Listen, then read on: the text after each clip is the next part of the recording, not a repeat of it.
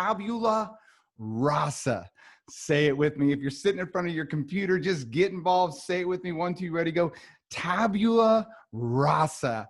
And if you don't know what it means, I'll tell you, it means blank slate. It means coming from a place of having a fresh start. You're going to be an empty cup, so to speak. That your perspective of learning is you're going to come from places that you're always ready to be filled up with new information. If you've ever been around to somebody who and they think they know everything, it's kind of annoying. You know, you say, hey, I've got something new or a new way to do something. They look at you, go, ah, man, I don't need that because I went to camp. And so it's no fun to be around somebody who doesn't want to learn new things. So my perspective is that be an empty cup. I got some food coloring here. And so the idea about learning is that you have the ability to learn new stuff, and the stuff goes in. And as the stuff goes in and you learn the new stuff, is that it becomes a part of you. I mean, you retain it forever. And even though, things happen in your life, and, it doesn't come out of you. I mean, you can share it, right? You can share it, but it doesn't leave you. I'm still here to share it with other people, but my cup, it's always got room for more, right? And it doesn't leak out of me. I don't forget it. I retain the learning for a lifetime.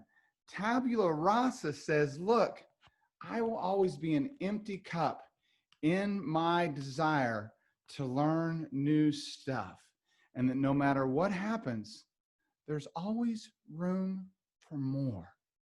Tabula rasa. I'm going to challenge you. Be a blank slate. Be an empty cup. Don't think, well, I know that already. Come from a fresh perspective.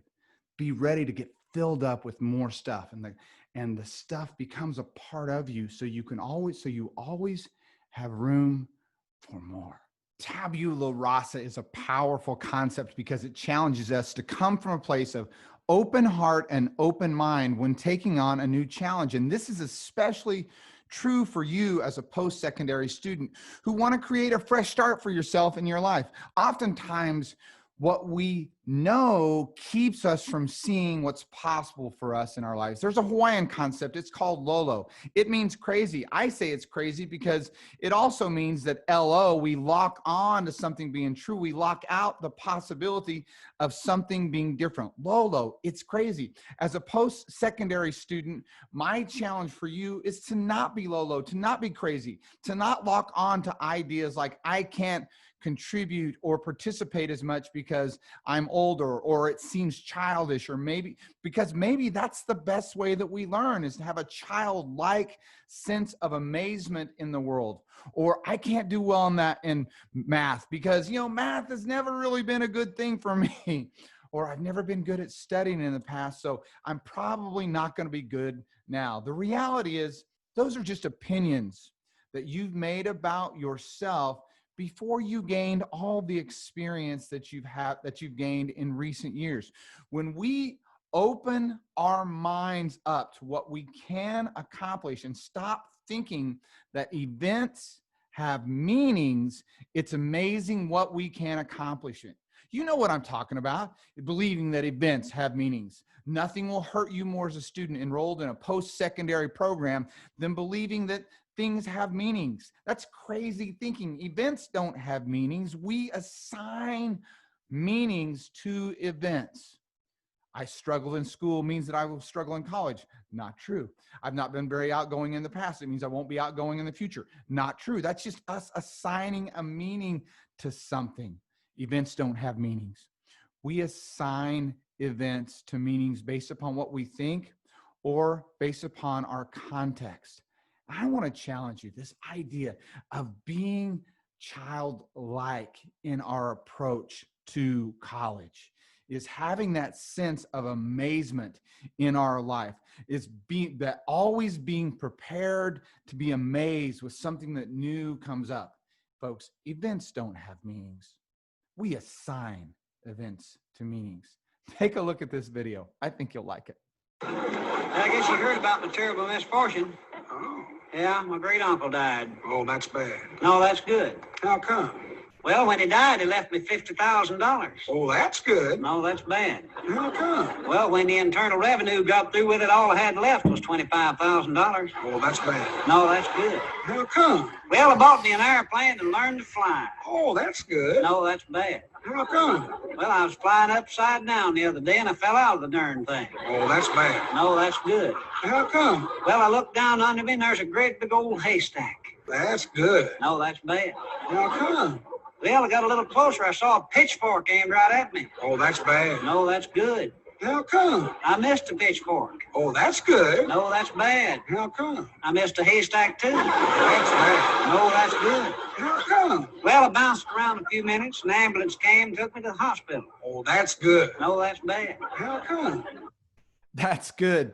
That's bad. Kind of funny to think about. And now I can almost hear your internal dialogue. Oh, he's talking about thinking positive. And I'm going to tell you, it's way more than thinking positive and being happy no matter what the outcome. If I were to ask you a question, what's the meaning of a footstep? You might look at me and say, well, that's kind of a dumb question but if events had meanings, then it would be easy to define the meaning of a footstep. If you're alone in a dark alley, the meaning of a footstep might be, oh, it might be scary.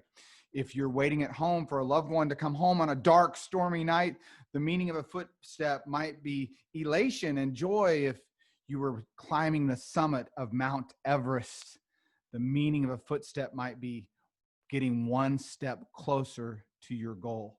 See, events don't have meaning. It's the frame that we put around the event that gives it meaning, and we get to decide the frame. That's what people don't realize is they think, well, something happened, therefore it means this. But you and I both know that we get to decide the frame that we put around the experience.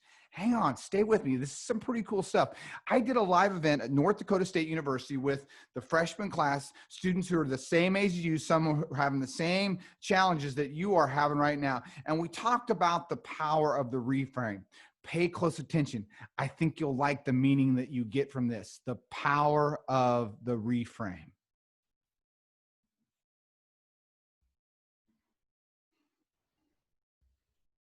That when we look at the class of 2020, high school graduating class 2020, let's just talk about that for a second. How many of you feel like you got ripped off? How many of you had things that you wanted to do at the end of your senior year, but you didn't get it done? How many of you didn't even have a high school graduation? How many of you didn't have a prom? How many of you bought your clothes for prom but didn't get to wear them? How many had sporting events that you wanted to participate in but they didn't happen? See, I would say in the history of high school seniors, 2020 has gotten ripped off the most. So it kind of goes back to this saying, and I hear this a lot. You hear this a lot. And you probably say, how many have you heard this? 2020 sucks. How many heard it? How many of you said it? 2020 sucks. Ah, man, 2020 sucks. So I want to be an interruption in that right now. Let me ask you this. How many ever had something happen to you in your past, and as a result of that experience, you actually know that you were better off right now because of it? How many of you have gone through some struggle in your past, and that struggle actually has made you a better person? That's called, there's a name for what that's called. Hands up, put them up just like this, put them up just like this, both fingers up like this. It's called a reframe. Say it with me. What's it called? A what? Reframe. Say it, do it together. What's it called? A reframe. It's a reframe. It's a reframe of an experience. It's the same experience, but it's two different meanings. The reframe is the frame that you put around the experience that matters. It's like this. I lost my brother 2007 to a suicide, took his own life. My brother had a rough life. If you would have asked him why his life was so rough, he would have said, I was a trailer house kid. I lived on the other side of the tracks. My parents didn't have a lot. I didn't have a lot. I didn't come from very much. That's why my life is the way it is. If you would ask me, Why did your life turn out the way it turned out? I will tell you, it's because I was a trailer house kid. I lived on the other side of the tracks. My parents didn't have a lot. I didn't have a lot.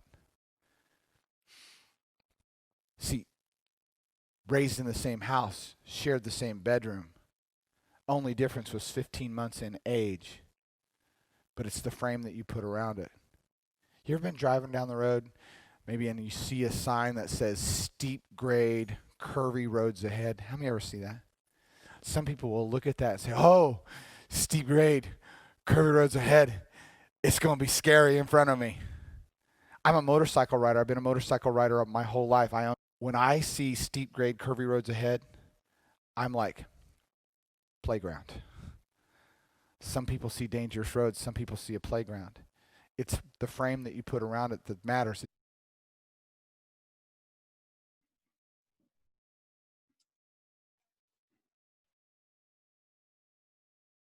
I went on to ask the students at North Dakota State University, why do we wait? And it's a great question. If we've had things happen to us in our past that are, quote, negative, why do we wait to realize that we're better off?